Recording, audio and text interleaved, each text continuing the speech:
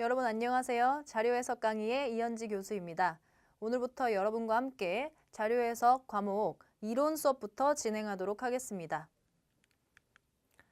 자, 먼저 교재를 보시면요. 기초수리 및 응용계산 파트에 1. 수와 연산. 먼저 자연수의 성질부터 나와 있네요. 자연수의 성질. 자, 먼저 약수와 배수 보시면 A는 B 곱하기 Q에서 B는 그리고 Q는 A의 약수. 그 다음에 A는 B와 Q의 배수이다 라고 나와 있는데 이 개념은 잘 알고 계시죠? 자, 이번 소인수 분해에서는 소수, 합성수, 소인수 분해의 개념에 대해서 나와 있네요. 자, 먼저 여기에서 이제 소수와 합성수의 차이점을 보시면 소수와 합성수는 서로 상반되는 개념입니다.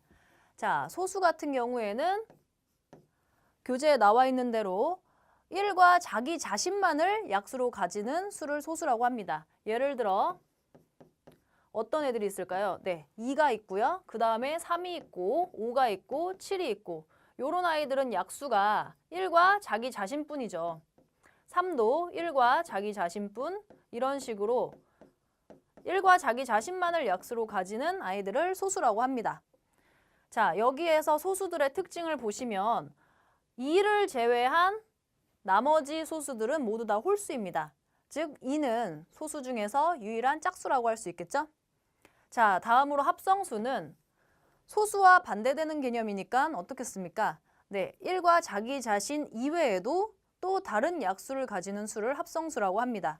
자, 그러면 합성수의 예로는 어떤 아이들이 있을까요? 뭐 4라든지 그 다음에 9라든지 뭐 10이라든지 이런 숫자들이 있을 텐데요. 4를 보시면 4 같은 경우에는 약수가 1, 2, 4 이렇게 1과 자기 자신을 제외한 또 다른 약수를 가지고 있기 때문에 4 같은 경우에는 합성수라고 할 수가 있고 9도 1과 3과 9 이렇게 3개의 약수를 갖고 있습니다.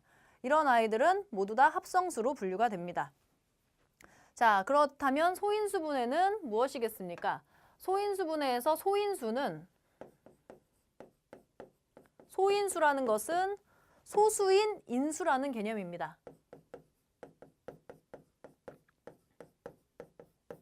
여기에서 인수라는 건 약수와 같은 개념이라고 생각하시면 되고 그러면 소인수라는 건 소수인 약수를 말하는 거겠죠? 예를 들어 2나 3이나 5나 7 같은 아이들이 이제 어떤 숫자를 곱하는데 구성하고 있다면 그 2, 3, 5, 7 이런 아이들이 소인수가 될 수 있을 거고요. 자, 그러면 소인수 분해는 소수인 인수로 분해하는 과정을 말합니다. 자, 소인수 분해의 예를 한번 보겠습니다. 자, 우리가 36을 소수인 인수로 소인수 분해해 볼까요? 자, 36을 우리가 소인수 분해를 할 때는 이렇게 밑으로 니은자를 써가시면서 이렇게 나눠 가시면 되는데 36을 구성하는 소수인 약수 가장 먼저 누구를 생각하시면 될까요? 네, 2부터 생각해 주시면 되겠죠? 자, 2로 먼저 36을 나눠보면 이렇게 18이 될 거고요. 그 다음 또 18을 나눌 수 있는 소수인 약수 또 2가 있겠죠? 자, 다음으로 이렇게 2를 나눠보면 이제 9가 나오는데 그 다음 9를 나눌 수 있는 소수인 약수는 3이 되겠네요. 자, 그러면 이제 이렇게 마지막으로 나눠 떨어진 이 몫이 소수로 끝이 나면 이제 소인수 분해는 끝이 나는 거고 이때 이 결과를 이렇게 써서 더 간략하게 이렇게 쓰고 나시면 소인수 분해가 마무리가 됩니다. 자, 정말 중요한 거는 다음에 나와 있는 공약수와 최대 공약수 또 공배수와 최소 공배수 개념인데요. 공약수와 최대 공약수는 어떤 두 수의 공통된 약수를 말하는 거고 그 다음에 이 공통된 약수들 중에서 가장 큰 약수는 최대 공약수 그리고 어떤 두 수의 공통된 배수들을 공배수라고 하고 그 공배수들 중에서 가장 작은 배수를 최소 공배수라고 말할 수 있습니다. 자, 예를 한번 보시면요. 공약수와 최대 공약수, 공배수와 최소 공배수의 예를 한번 들어보겠습니다. 자, 먼저 24와 36 두 수의 공약수와 그 다음에 최대 공약수를 한번 보겠습니다.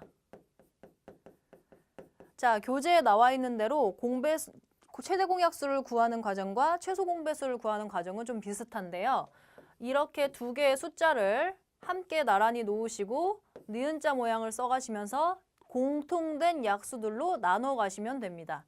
자, 먼저 24랑 36을 구성하는 공통된 약수가 제일 먼저 생각나는 게 2가 있죠.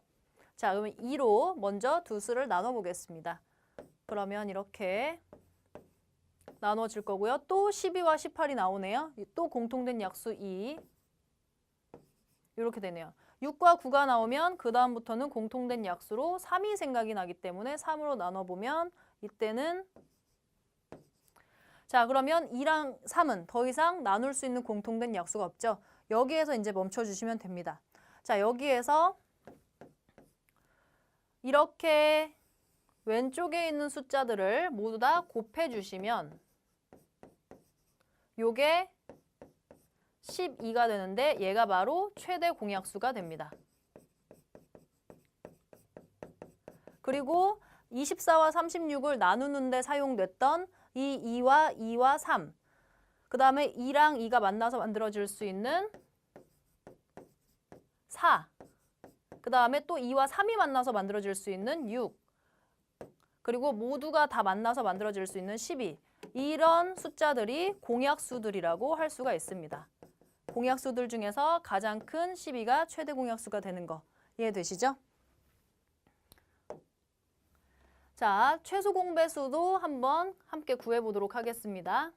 똑같이 아까와 마찬가지로 24와 36을 가지고 해보면요. 먼저 2로 나누고 아까와 동일하게 진행을 해주시면 되겠죠?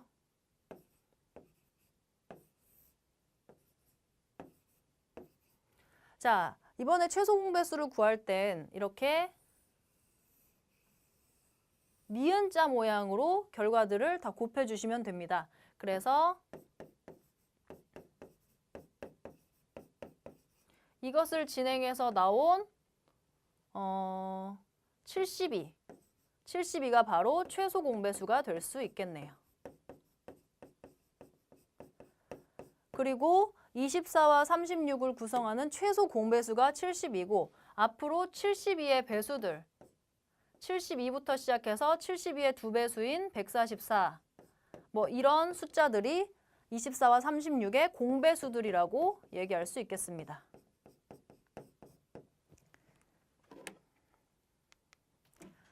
자, 여러분들께서 최대 공약수와 최소 공배수 구하는 연습부터 해보시고 특히 교재에 나와 있는 3개의 숫자를 놓고 최소 공배수를 구하는 과정에서는 어떤 두 수가 3개의 숫자 중에서 어떠한 두 수가 나눠지는 숫자만으로도 이제 나눌 수가 있다는 점 꼭 기억하시고 만약에 이게 무슨 말인지 모르시는 분들은 게시판에 남겨주시면 제가 친절하게 답변해 드리도록 하겠습니다. 자, 다음으로는 정수와 유리수입니다.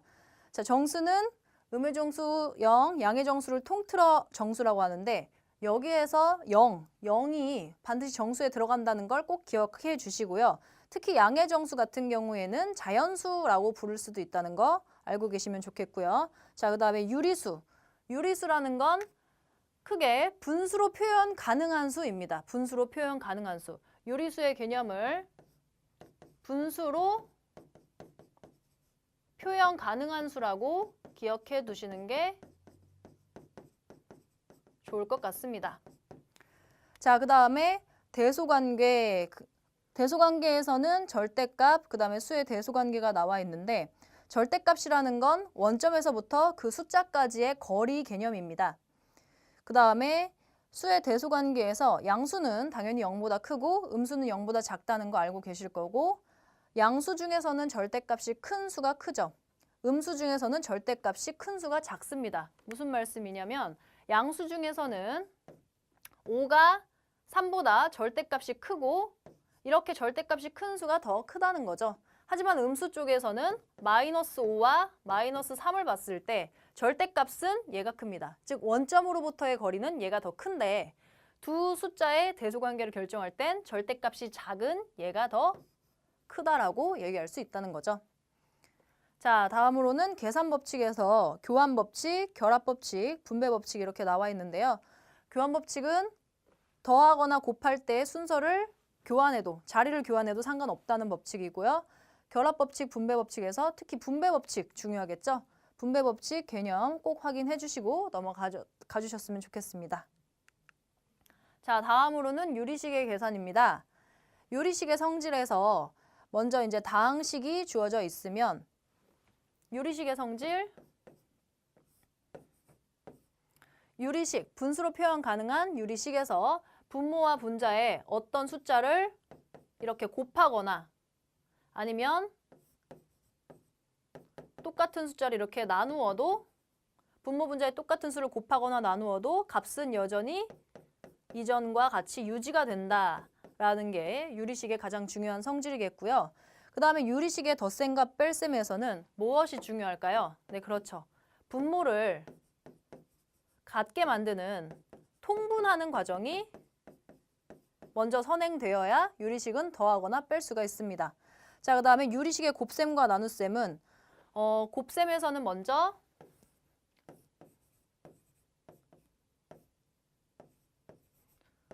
분모는 분모끼리 곱해주시면 되고 그 다음에 분자는 분자끼리 곱해주시면 됩니다. 반대로 우리가 이제 유리식의 나눗셈의 같은 경우에는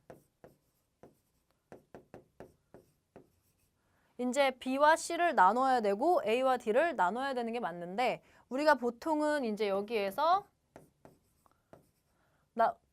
나눗셈 기호를 곱셈으로 바꾸고 뒤에 있는 숫자를 역수로 바꾸는 과정으로 하죠. 이렇게 해서 분모는 분모끼리 곱하고 분자는 분자끼리 곱해주시면 됩니다.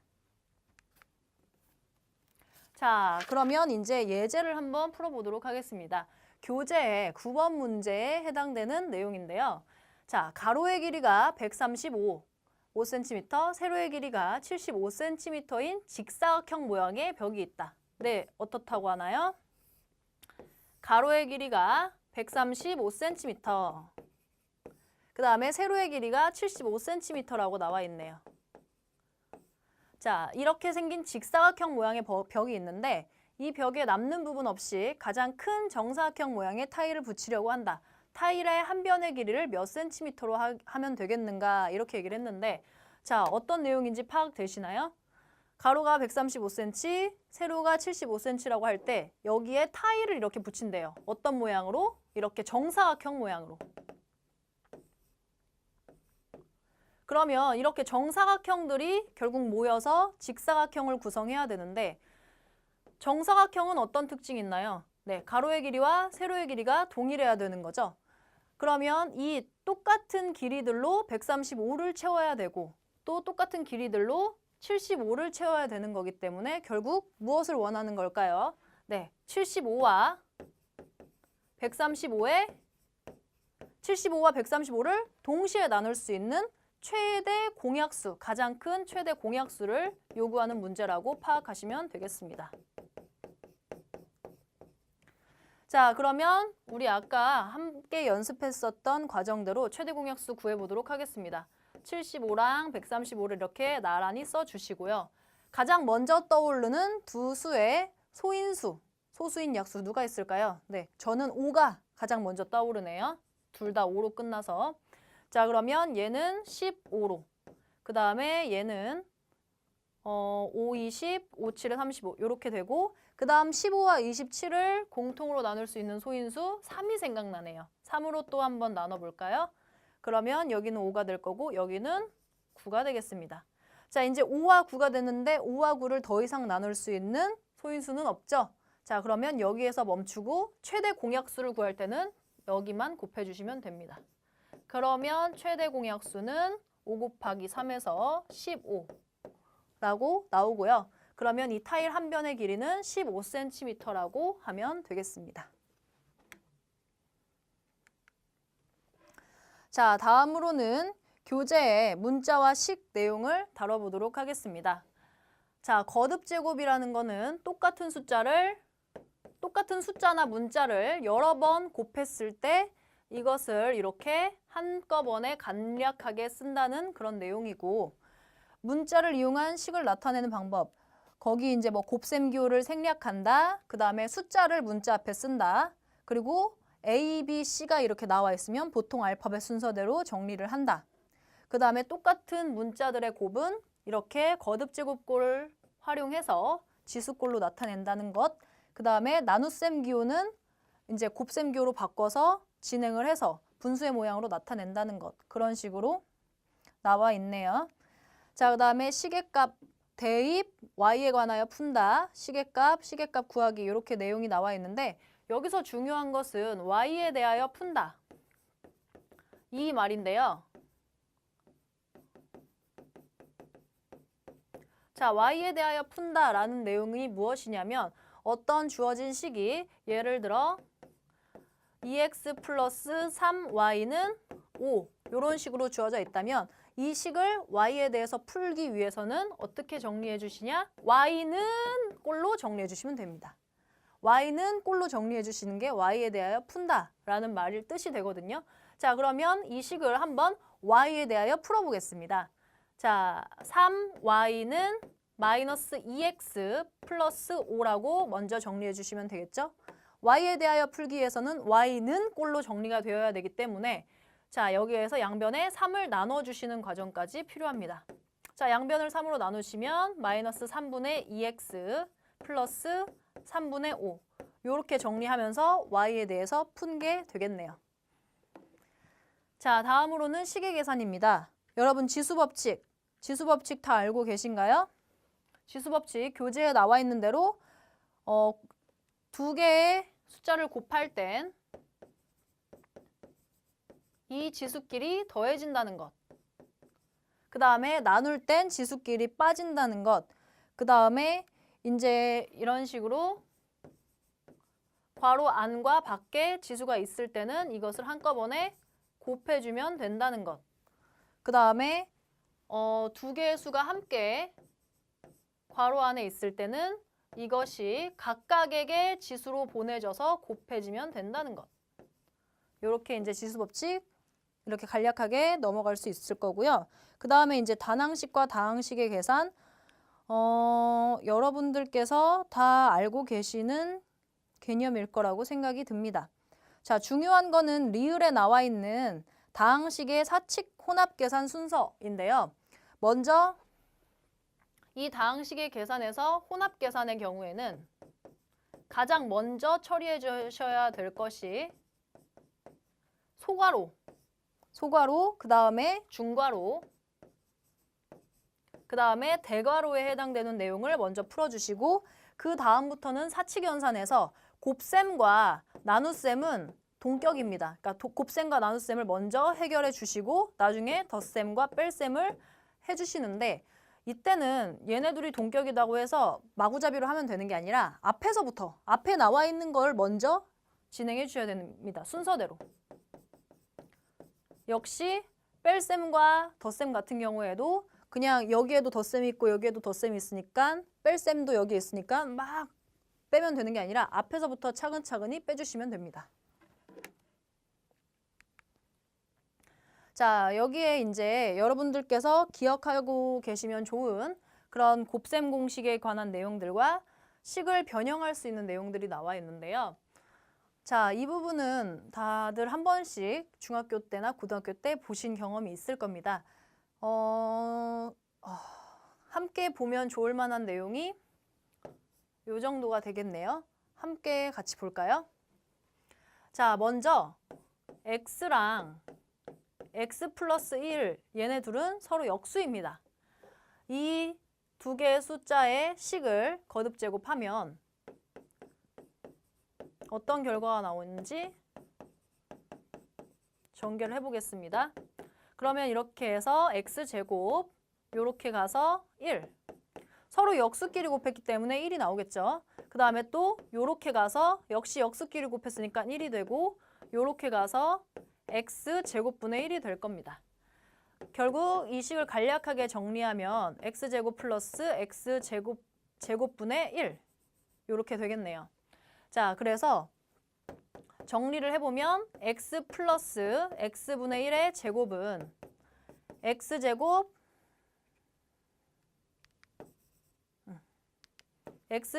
플러스 x제곱분의 1 플러스 2라고 하실 수가 있고요. 여기가 마이너스로 바뀌면 얘는 x제곱 플러스 x제곱분의 1 마이너스 2라고 생각할 수 있습니다. 그러면 이제 이 친구들과 얘네를 함께 연결을 해보면 이렇게 될 수가 있겠네요. 자, 보시겠습니다. x 플러스 x분의 1의 제곱, 이것을 x 마이너스 x분의 1의 제곱으로 표현을 해보면 지금 얘가 이렇게 정리가 된다고 했었죠? 얘는 이렇게 정리가 되고요. 그렇기 때문에 얘와 얘가 같아지기 위해서는 이 식에 4를 더해줘야 하는 과정이 필요합니다. 자, 또 반대로 이렇게 얘는으로 정리가 돼야 된다면 여기에서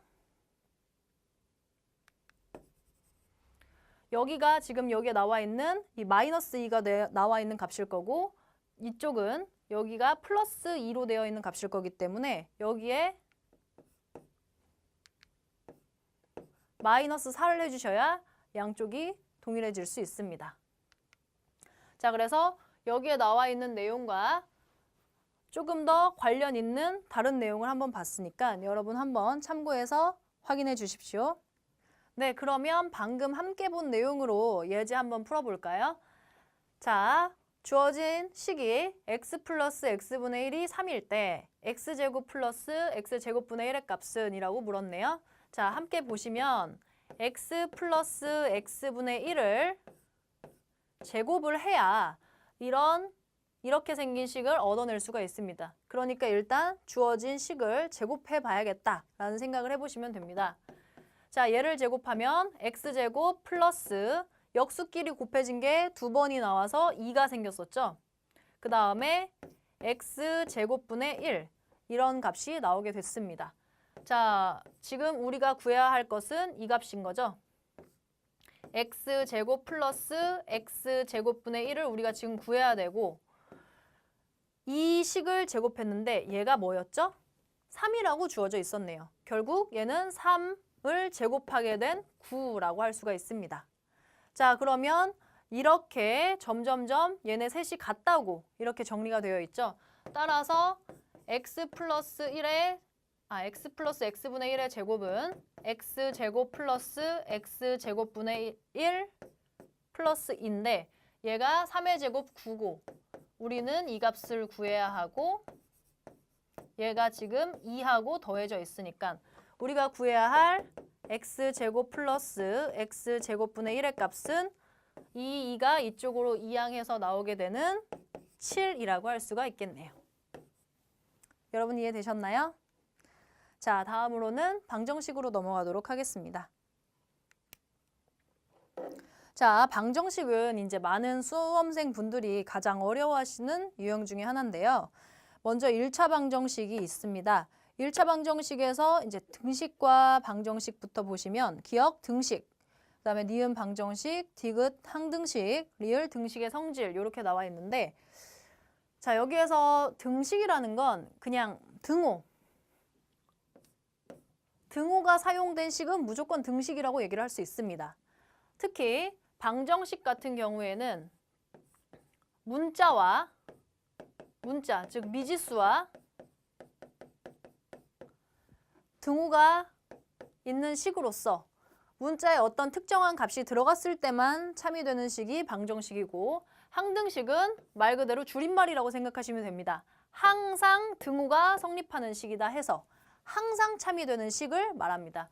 예를 들어서 이런 식을 말씀드릴 수가 있는데요.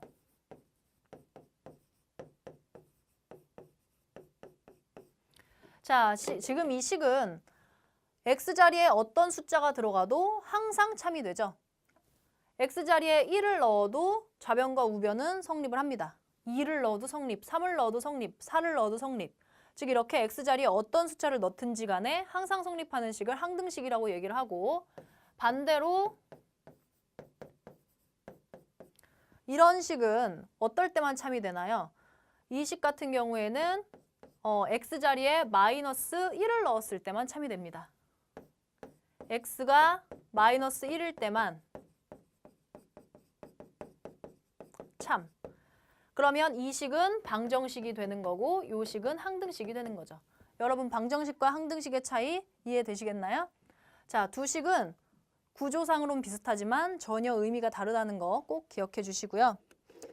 자, 등식의 성질에서는 이렇게 등호가 있는 식은 양변에 어떤 수를 더하거나 빼거나 곱하거나 0이 아닌 수로 나누어도 같다는 거, 등호가 계속 유지가 된다는 것 기억해 주시면 되겠습니다. 자, 1차 방정식을 풀 때는 이렇게 계수에 소수나 분수가 있다면 이 수들의 최소 공배수로 곱해 주시고, 그 다음에 괄호가 있으면 괄호를 풀어주시고, 그 다음에 x를 포함한 항은 좌변으로, 상수항은 우변으로 이항해서 진행해 주시면 됩니다. 양변을 정리해서 ax는 빗골로 정리가 되고 나면 x의 개수로 양변을 나누어 방정식의 해를 구하시면 됩니다. 방정식의 해를 구하시는 과정을 방정식을 푼다라고 말합니다. 자, 그러면 지금 같이 이 문제를 한번 풀어볼까요?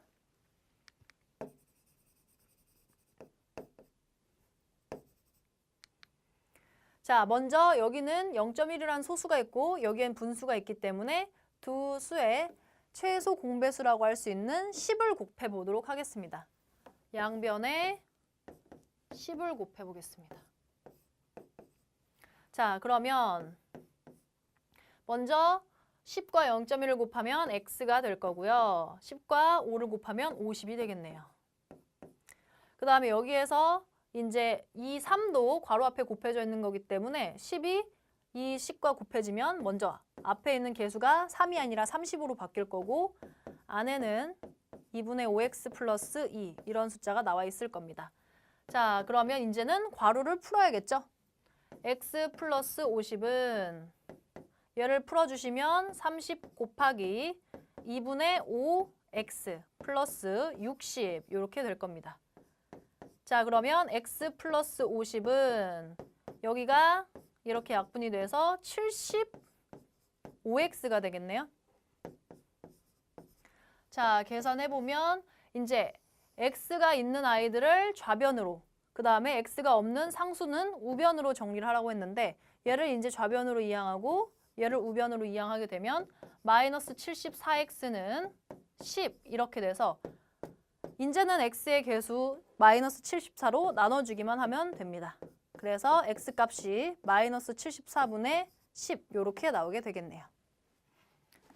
자, 연립방정식은 미지수가 두 개인 1차 방정식이 한 쌍으로 묶여져 있는 과정을 말합니다. 자, 가간법 또는 대입법으로 푼다라고 나와 있는데, 자, 연립방정식에서 가간법 같은 경우에는 교재에서 보실 수 있는 것처럼 이 두 식이 이렇게 주어져 있으면 두 식의 어떤 개수 하나를 통일시켜서 푸는 방법, 통일시켜서 두 식을 빼서, 두 식을 차감해서 이렇게 빼서 푸는 방법을 가간법이라고 할 수 있고요. 대입법 같은 경우에는 이 식을 한 문자에 대해서 정리해서 또 다른 식에다 대입해서 푸는 방법을 대입법이라고 얘기할 수가 있습니다. 자, 그러면 지금 여기에 나와 있는 이 두 개의 식이 한 쌍으로 묶여져 있다라고 생각하고 가간법과 대입법으로 한번 공부해 보도록 하겠습니다. 자, 제시되어 있는 식이 3x 플러스 y는 12, 그 다음에 2x 플러스 3y는 20인데요. 먼저 가간법으로 풀어보면요. 가간법은 두 식의 어떤 한 문자를 통일합니다. 개수를 통일합니다. 근데 x라는 문자의 개수를 통일하려면 지금 3과 2의 공배수인 6으로 맞춰줘야 되기 때문에 이 위에 식에는 2를 곱해야 되고 아래 식에는 3을 곱해야 된다는 그런 불편함이 있습니다. 따라서 y를 통일해 주는 방법이 훨씬 더 효율적이겠죠. y를 통일해 주려면 이 위에 식에만 3을 곱하면 됩니다. 자, 그러면 이 식이 9x 플러스 3y는 36 이렇게 바뀔 거고 밑에 있는 식은 그대로 이렇게 적어주시면 됩니다. 이렇게 어떤 한 문자의 개수가 통일이 됐으면 두 식을 빼주시는 방법이 가감법입니다. 그러면 문자가 이렇게 개수가 통일된 문자는 빼지면서 아예 없어지고 여기는 9x 빼기 2x 7x가 되겠네요. 36에서 21을 빼면 14겠네요. 그래서 x값이 2가 나오고요. 2라는 값을 두 식 중에 여러분께서 편하다고 생각하시는 식에 대입해 보시면 y값을 얻어내실 수 있습니다. 이 x자리에 2를 대입하면 y는 6이라고 나오겠네요. 자, 이렇게 푸는 방법이 가감법이고 대입법은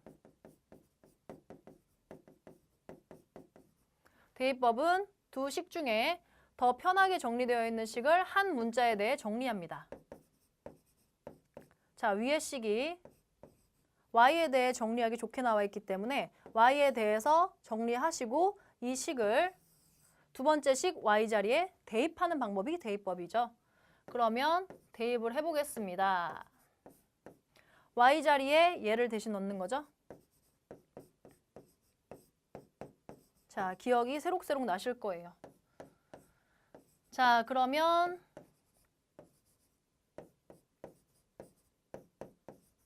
이렇게 정리가 돼서 2x 빼기 9x 마이너스 7x가 될 거고 마이너스 36은 2항에서 마이너스 14가 되면서 역시 동일하게 x값이 2가 나오고 2라는 값을 여기다 대입하면 마이너스 6 플러스 10이니까 y값은 6 이렇게 나올 수 있겠습니다. 자, 연립방정식의 풀이 방법 두 가지 모두 다 기억하시기보다 자기가 더 선호하는 방식을 기억하셔서 공부하시는 게 도움이 됩니다.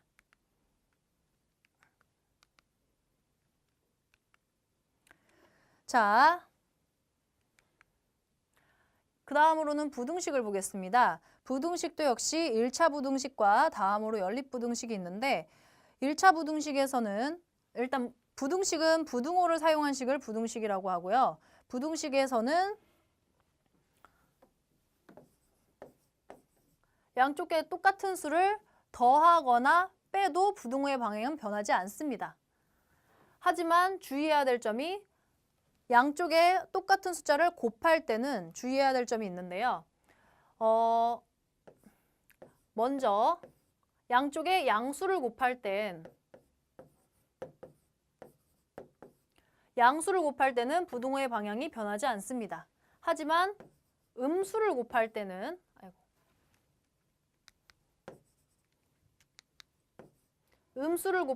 어떻게 됩니까? 부등호의 방향이 반대로 바뀌어야 합니다. 자, 예를 들어 보겠습니다. 지금 3과 5 중에서는 5가 크죠. 양쪽에 2를 곱해보겠습니다. 먼저 양쪽에 2를 곱해보면 2는 어떤가요? 2는 양수죠. 그러면 이 상태에서 양쪽에 2를 곱하면 얘는 계산한 값이 6, 얘는 10. 여전히 부등호의 방향은 오른쪽이 더 큰 게 성립한다라고 할 수가 있는데 반대로 마이너스 2라는 음수를 곱하게 되면 어떻게 될까요? 여기에 마이너스 2를 곱하고 여기에 마이너스 2를 곱해보면 얘는 마이너스 6이 되고 얘는 마이너스 10이 돼서 이번에도 여전히 오른쪽이 크다라고 성립하나요? 그렇지 않죠? 이렇게 음수를 곱하게 되면 부등호의 방향이 반대로 바뀌게 됩니다.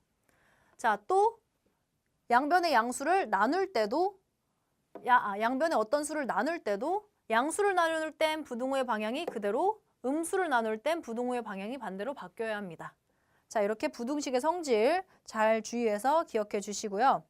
1차 부등식의 풀이도 1차 방정식의 풀이와 마찬가지로 양변에 이렇게 분수나 소수가 있으면 최소 공배수로 먼저 곱해줘서 정수로 고치고 괄호가 있으면 괄호를 풀고 그 다음에 x가 써져 있는 항은 좌변으로 그 그다음에 상수항은 우변으로 간 다음에 양변을 x의 개수로 나눠야 되는데 이때 주의해야 될 점 방금 전에 말씀드렸던 부등식의 성질에 따라 양변의 x의 개수로 나누실 때는 그 수가 양수인지 음수인지 꼭 체크하셔서 부등호의 방향을 그대로 유지하셔야 되는지 바꿔주셔야 되는지 꼭 신경 써서 끝까지 조심하셔야 합니다.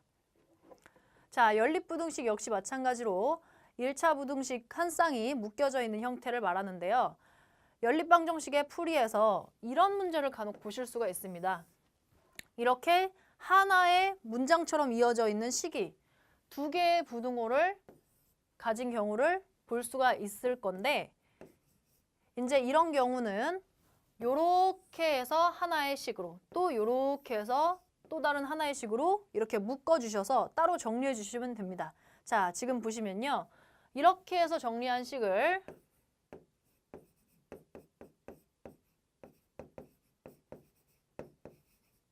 이렇게 따로 정리해 주시고요. 또 오른쪽에 있는 두 개의 식을 연결해서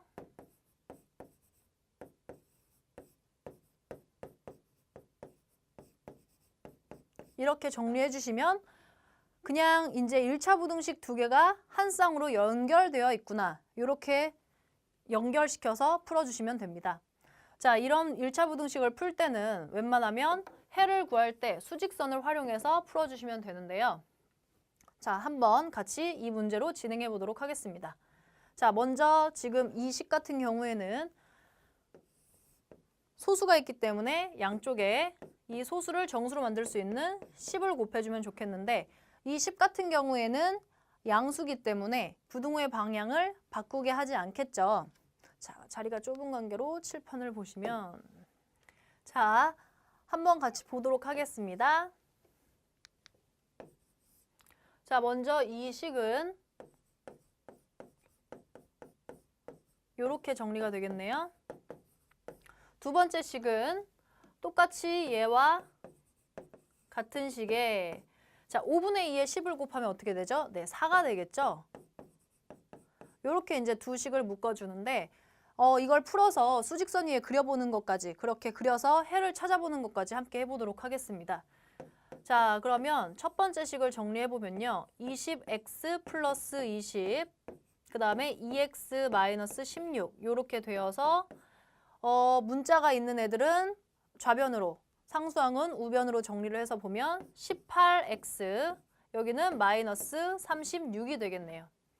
그러면 여기서 이제 양변을 18로 나누어서 x값의 범위를 구해야 되는데 18은 지금 양수인 거죠. 양수이기 때문에 이 18로 나눈다라고 해서 부등호의 방향이 변하지 않을 겁니다.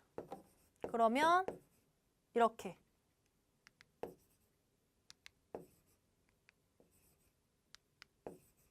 이렇게 이제 정리를 할 수가 있을 거고 다음으로 두 번째 식을 정리해보면 2x-16 그다음에 4x-4 이렇게 정리가 돼서 역시 마찬가지로 문자가 있으면 좌변으로 상수항은 우변으로 이항하도록 하겠습니다. 그러면 2x-4x가 될 테니까 마이너스 2x가 될 거고 그 다음에 16이 이쪽으로 오면은 플러스 16 마이너스 4가 될 테니까 12 이렇게 되겠네요. 자, 이번에도 역시 x값의 범위를 구하기 위해서는 양변을 x의 개수인 마이너스 2로 나눠야 되는데 마이너스 2 이렇게 음수로 양변을 나누게 될 땐 부등호의 방향이 반대로 바뀌어야 됩니다. 자, 어떻게 돼야 될까요? 그럼 x는 부등호의 방향 반대로 바꿔주시고 이렇게 11을 마이너스 2로 나누면 마이너스 6이 되겠죠. 그래서 이렇게 두 개의 범위가 나오게 됩니다. 그러면 연립부등식은 첫 번째 부등식을 만족시키는 범위인 얘와 두 번째 부등식을 만족시키는 범위인 얘가 함께 성립할 수 있는 범위를 찾아야 되거든요. 자, 그럼 이렇게 수직선 그려주시고 마이너스 6이 여기쯤 있으면 마이너스 2는 그거보다 더 오른쪽 마이너스 2는 마이너스 6보다 더 크니까 더 오른쪽에 있어야겠죠? 이렇게 있다라고 체크해 주시고 자, x가 마이너스 2보다는 작아야 된대요. 왜? 첫 번째 식 때문에.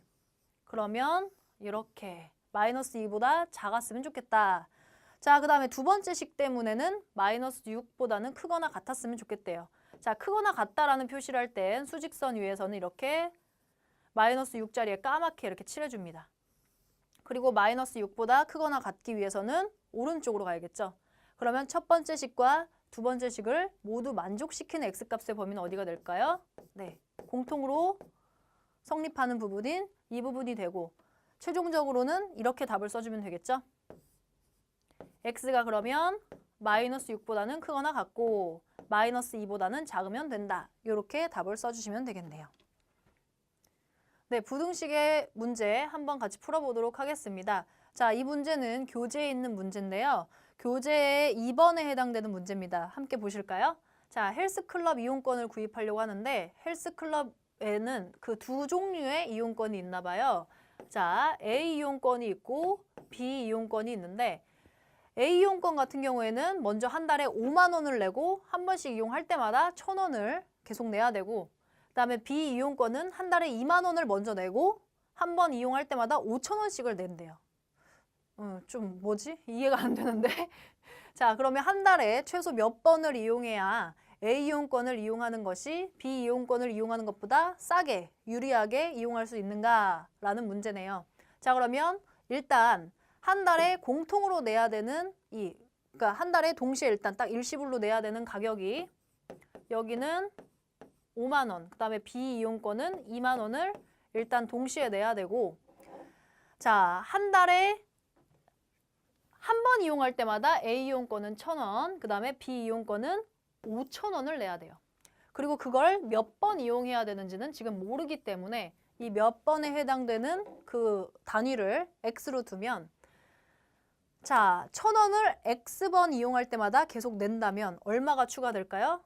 네, 1,000원씩 X번을 내면 1,000X원이 되겠죠. 자, 그 다음에 B 이용권 같은 경우에는 한 번에 5,000원씩 X번을 내게 되면 어떻게 될까요? 네, 5,000X원이 될 겁니다. 여기에 추가가 되는 거니까 덧셈. 자, 그러면 A 이용권을 이용하는 게 B 이용권을 이용하는 것보다 더 쌌으면 좋겠어요. 쌌으면. 그러면 이 가격이 얘가 더 큰 게 좋을까요? 작은 게 좋을까요? 가격이 어때야 더 싼 거예요? 가격이 더 작아야 싼 거죠. 즉 A 이용권을 이용했을 때의 가격이 B 이용권을 이용했을 때의 가격보다 더 작았으면 좋겠다. 이런 부등호 사용해 주셔야 되겠죠. 자, 그러면 이제 부등식 문제 풀어보도록 하겠습니다. 자, 문자가 있는 아이들은 좌변으로 이항해 주시면 1,000x 마이너스 5,000x 이렇게 될 거고 상수항은 우변으로 이항해 주시면 2만 원 빼기 5만 원이 되겠네요. 자, 그러면 여기는 마이너스 4,000x가 될 거고 여기는 마이너스 3만 원이 될 겁니다. 자, 그러면 우리는 몇 번을 이용해야 A를 이용권의 가격이 더 유리해지는지 이제 X의 범위를 구하기 위해서 양변을 마이너스 4,000으로 나눠야 되는데 마이너스 같은 음수로 나누게 되면 어떻게 해야 되나요? 네, 부등호의 방향 바꿔야 된다고 했었죠? 그럼 먼저 이렇게 바꿔놓고 X는 4,000분의 마이너스 4,000분의 마이너스 3만 이렇게 될 겁니다. 자, 그러면 마이너스 마이너스로 동시에 나눌 때는 이렇게 플러스로 바뀌는 거 알고 계시죠? 그래서 이게 4분의 30이 돼요. 약 7점 얼마쯤 될 겁니다. 자, 그러면 x가 7점 얼마쯤보다 커야 된다면 최소 몇 번을 이용해야 된다는 뜻일까요? 네, 2번, 8번이 되겠죠? 자, 오늘 수업은 여기 부등식까지 한번 진행하도록 하겠고요. 방정식과 부등식의 활용에 대한 수업은 다음 시간에 이어서 하도록 하겠습니다. 자, 방정식과 부등식의 활용 수업은 오늘 배웠던 이 내용들을 바탕으로 진행이 될 테니까요. 여러분 오늘 배웠던 내용들 꼭 한번 복습하시면서 공부하시기 바랍니다. 자, 그러면 다음 수업 때 뵙겠습니다.